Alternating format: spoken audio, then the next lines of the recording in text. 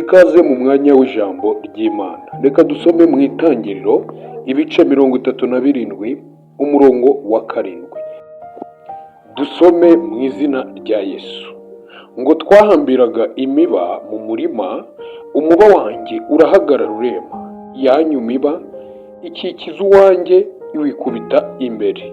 Mu by'ukuri mu gihe cya Yozefu siwe wari guhabwa ubutware, kuko ntiyari umwana w'imfura, dore ko yari umwana wa 11 mu bana ba Yakobo. Gusa rero nubwo Yozefu yakurikiranaga na bucura, niwe Imana yashimye guha ubutware kuri bene se.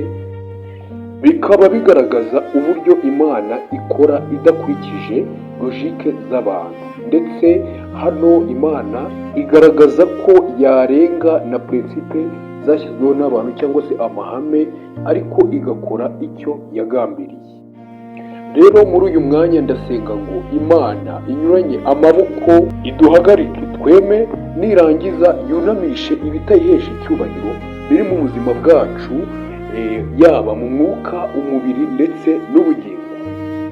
Reka kandi Imana isohoze inzozi z'ibyiza zimaze imyaka mu buzima bwacu, ubundi tugere ku cyo yavuze ndetse n'aho yavuze, mu izina rya Yesu Kristo, amen.